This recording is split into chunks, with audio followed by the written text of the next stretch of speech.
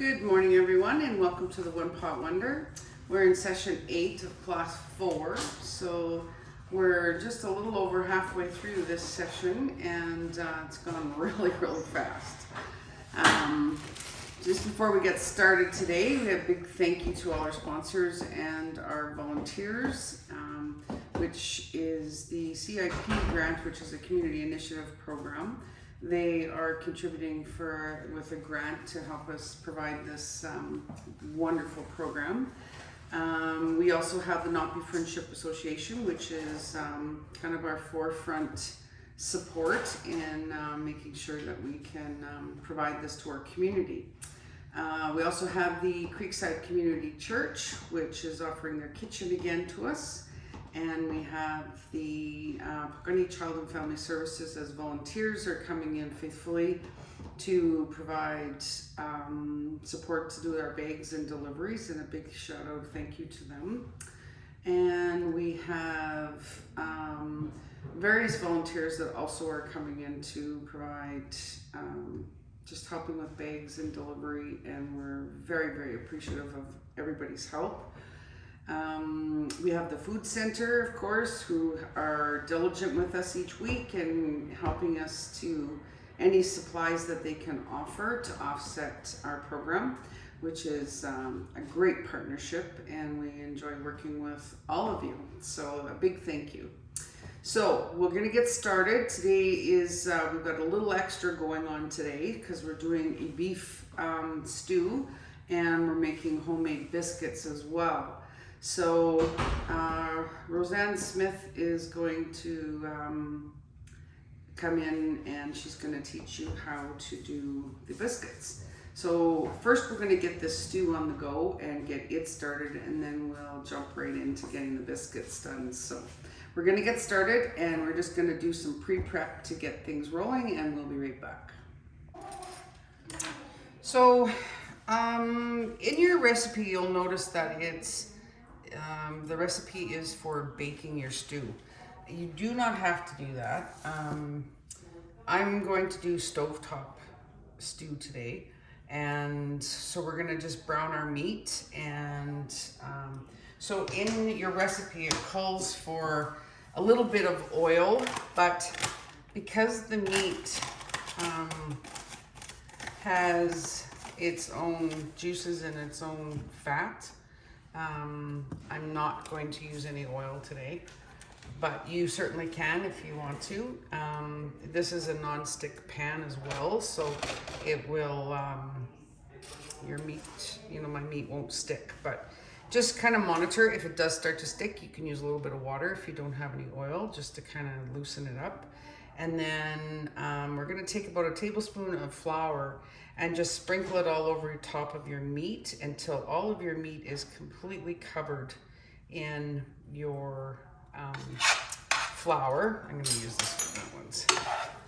And so we're just gonna just make sure that it's kind of covered. Now the reason that we're doing this is a couple of things. It's it kind of provides a coating for your thickening. So when your stew starts to cook, it's going to have its own thickening as it cooks, and then you don't have lumpy, you don't have the lumpy gravy kind of look to your stew. So you don't have to do it this way. Some people do, some people don't, but that's what your recipe is for today. Just a kind of an alternative way to do your cooking. I am going to add just a touch more though, because it's not really covering all of this meat. So in your stew meat, you're going to have 2 pounds of meat. And you can cut up, like these ones you'll see, these pieces of meat are a little bit large, but you can certainly cut them up to your bite-sized pieces if you like. But for today, we're just gonna do it this way. And I'm going to put in some chopped garlic while this meat is browning. And I used 2 cloves, 2 cloves, And I'm also going to use a tablespoon of the Italian seasoning. Now, in your bags in previous weeks, you should have received a package of your Italian seasoning or your oregano. And that, so we didn't put any in your bags, as well as we didn't put any garlic because we've been doing garlic quite a bit. So you should potentially have some left over. And so we're gonna just let this cook and brown for a bit. And then we're gonna go back to the counter and prepare the vegetables for the stew. So also too, in your bag, it calls in the recipe for beef broth, but today we have the cubes, and that's the same as beef broth. You just need to add warm water to dissolve your cubes of your bouillon, and that will be what you're gonna cook your actual vegetables in and your stew in. So, but we'll come back with that and your vegetables shortly. So as this meat has cooked, because we had rolled the flour in it to kind of just disperse it with the meat, and then we added the Italian seasoning and the garlic, and so I let that cook for a little while and then kind of scraped the bottom, because don't panic, because the bottom of your pan will have some browning on it, and you want that for your stews. Just as long as it's not burnt. If it's burnt, then you need to take it off, but just kind of monitor. I've been cooking on about medium, and so we just kind of scrape off the bottom, and I added a little bit of water, as you can see, just to kind of build all of like to take the scrapings off of the bottom and let that cook in with your meat. So I've done the preparation for the vegetables, and we have carrots and celery, potatoes and onions, and we're going to compile all of that now into our stew. I don't know if I need all of those. I guess we can. Nah, let's just wait and see if we're gonna fill our can here. How come your onions are in such big chunks? Will they break apart? They do. They break apart, and it's nice in stew to, rather than cutting them up really fine, it's really, it's nice to just let them to cook in this size. I do it quite frequently. It isn't really a rhyme or reason. It's just all of the other pieces are in chunks as well. And it will fall apart, and it'll kind of go into a transparency about that size. And it's good for your kids. If your kids don't like onions, they can easily see it and pick it out, which is okay too. So we're gonna put our potatoes. Our potatoes were donated today from the food center, and very grateful for that. Thank you very much. And so the other thing I wanted to mention is, when I was talking about your bouillon, your cubed bouillon that is powdered, you're gonna add your water. You're gonna use warm water in a container, or you know, some kind of a bowl or a big cup size, and you're just gonna break it off and then put it into fairly warm water, and it'll start to dissolve. It's going to be in a little bit of pieces. Don't worry about it, because it's going into your stew, and once it gets in the liquid, it will disintegrate nicely. So it'll kind of, or not disintegrate, it'll dissolve.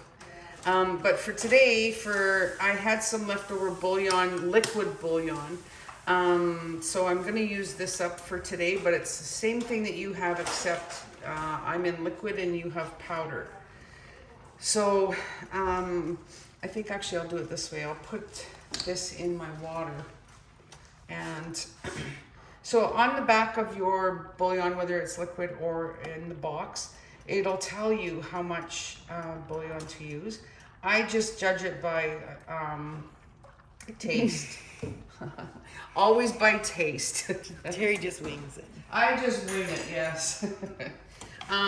But you do have a recipe there, and then I really encourage you to taste as you go, just to kind of for your flavoring for your juice for your stew. But you can have a thicker stew, and I don't recommend that you add your flour thickening until the end.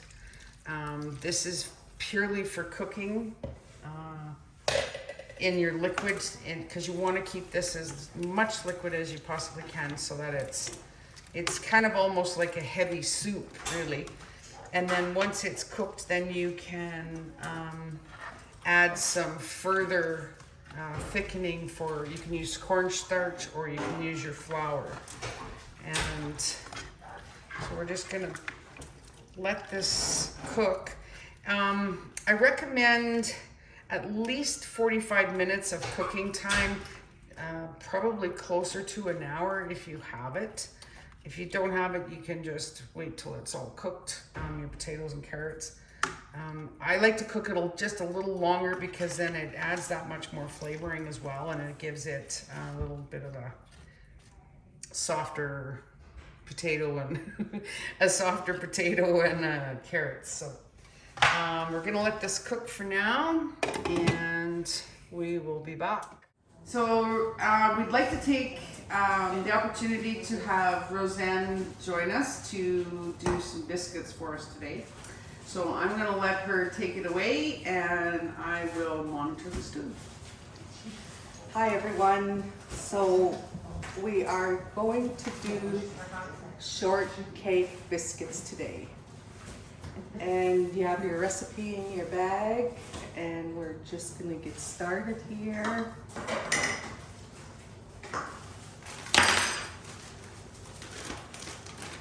So the recipe that's in your bag is for 12 biscuits, but because we have more than 12 people here today, we're gonna double our recipe.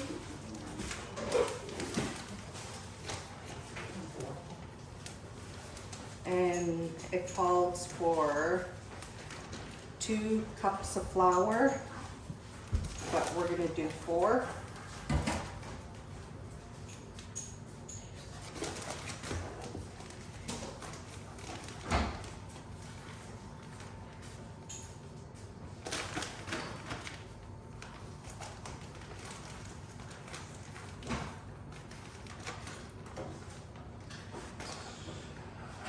We're gonna need this. Okay. And we need a 1/3 cup of sugar. Because we're doubling, we are doing 2 of them.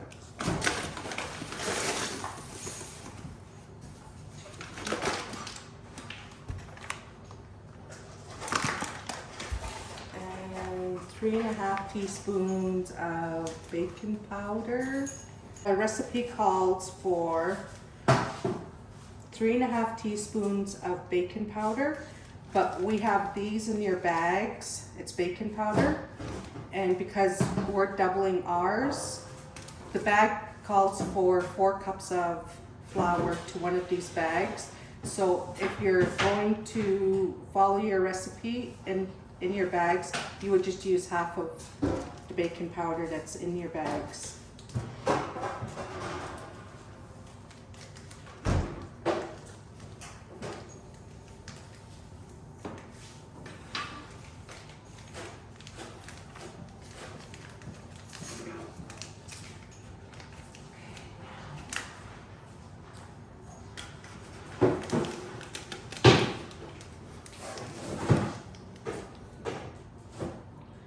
And 1 teaspoon of salt.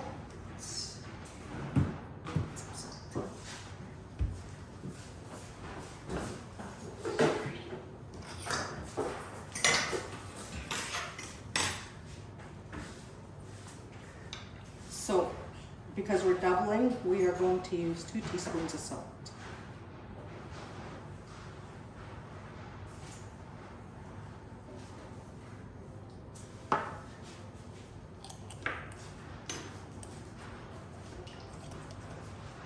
And And we're just gonna mix up our dry ingredients, mix it all up and make sure it's all mixed up nice.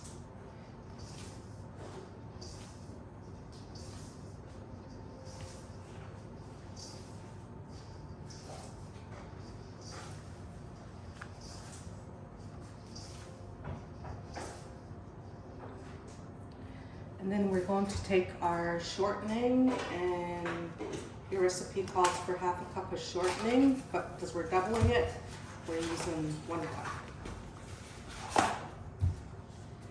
And I usually just follow the little table on the package.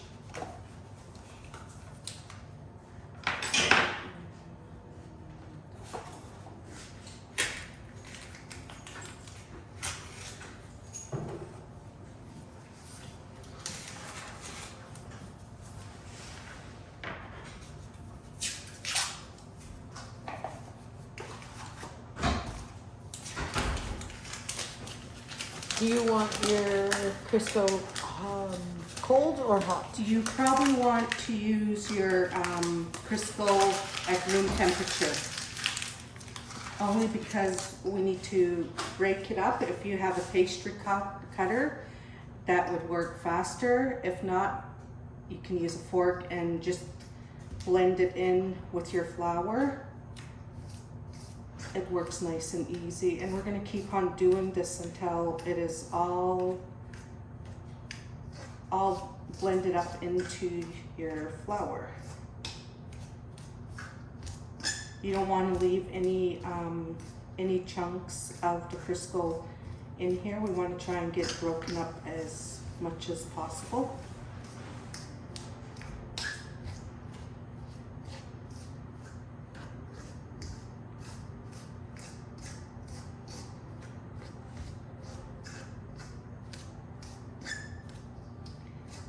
I use this biscuit recipe I make with this same recipe when it's all put together.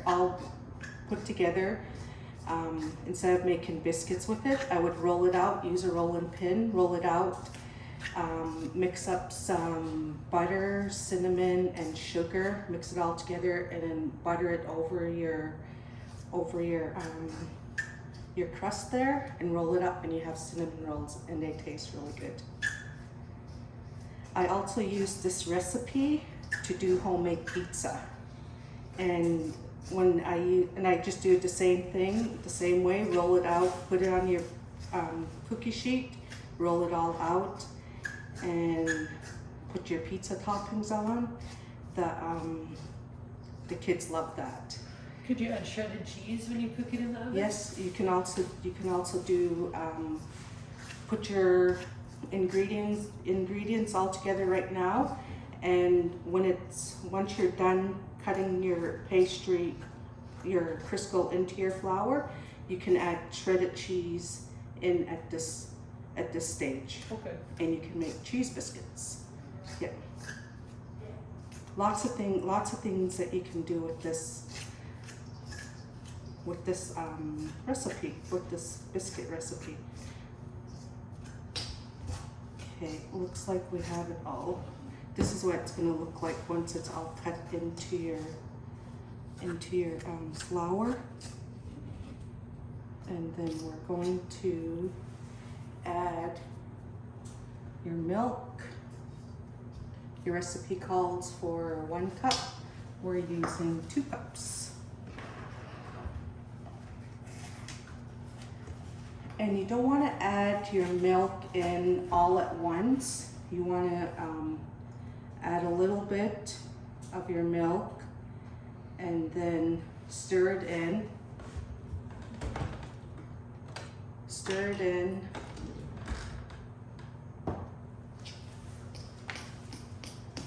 Mix it all up.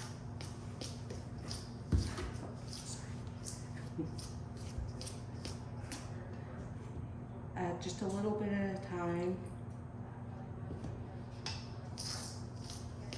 So when you're putting your milk, putting your recipe your milk into your ingredients here. Once you're done, you'll see it at the end. It's gonna look all sticky. Your dough's gonna look all sticky, but we're gonna work that in.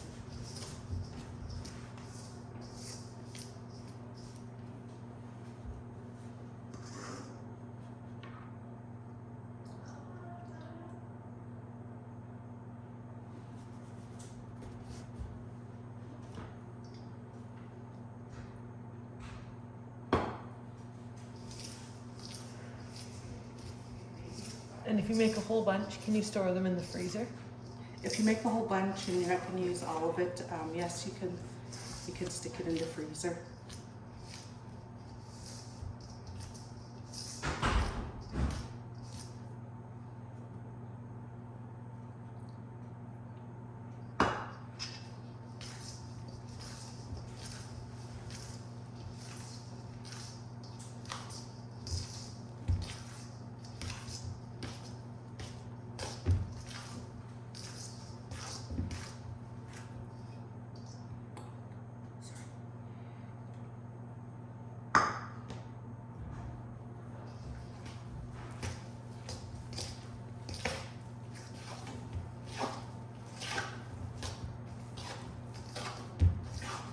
So this is what it's going to look like once you're done adding your milk in here. It looks very sticky.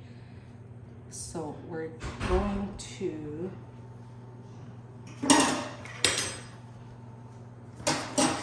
this up.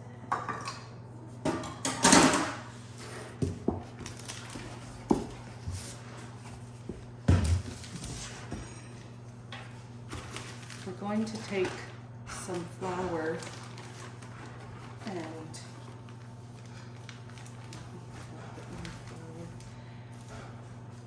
put it on your counter.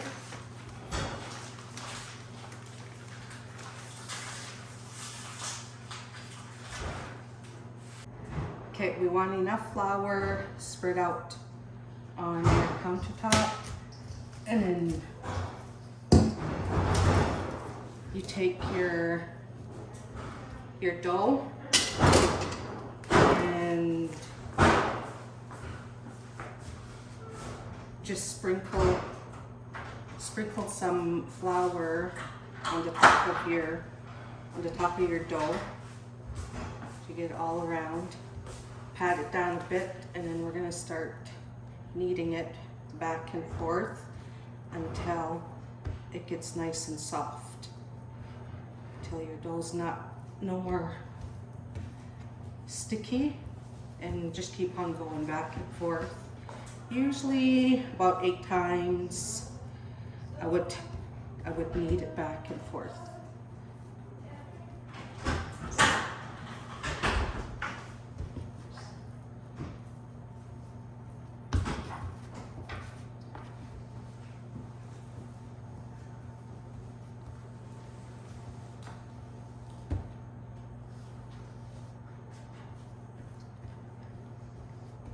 So this is probably what you want your dough to look like. It's all nice and soft and no longer sticky. And then you can start making your balls, pat it out, and place them on your cookie sheet. So you don't require oil on your base of your pan? No, because you already have all the shortening Perfect. in Good to know. there. Yeah.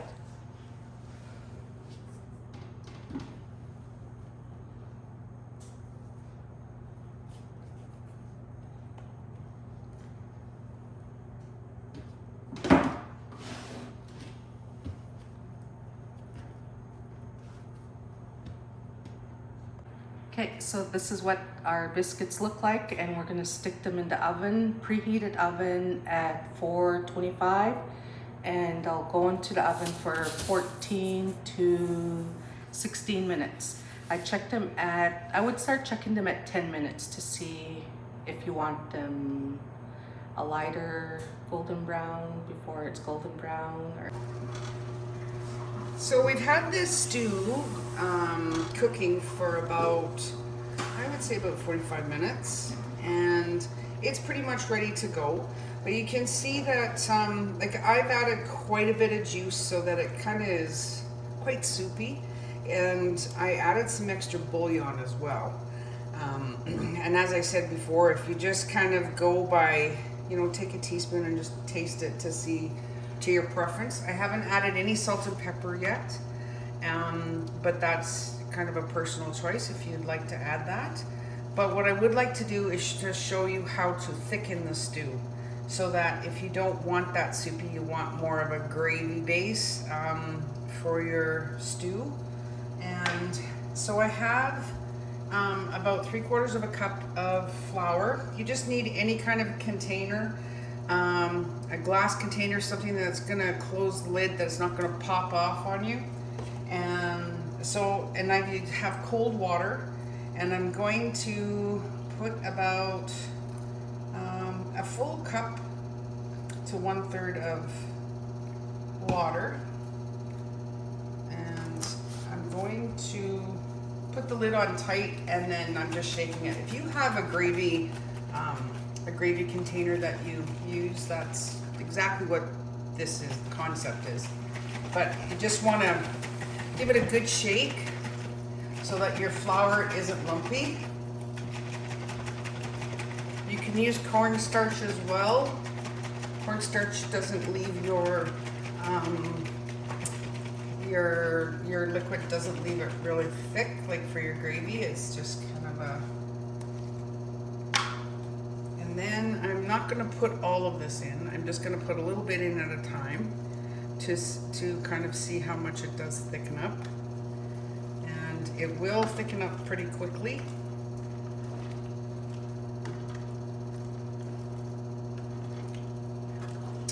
And I think we'll put just a touch more. And I'm just gonna, I've got this on minimum right now, so I'm gonna put it back onto medium just to let it kind of cook a little bit more, and I think that will probably do her. Still not like extremely thick, but it's a little more of a gravy. But if we give it a few more minutes to just thicken up a bit, and we'll be back with our end results. So this is the end result of the biscuits, nice and golden brown. I hope you all enjoy the biscuits. We'll see you next time. I'd like to give you a big thank you for joining us today, and I hope you really enjoy your stew and biscuits. And just an FYI, for next week we are going to cook some chili. And then we'll have a few little extra things in your bag for next week. And until then, be safe, take care of each other, and we'll see you soon.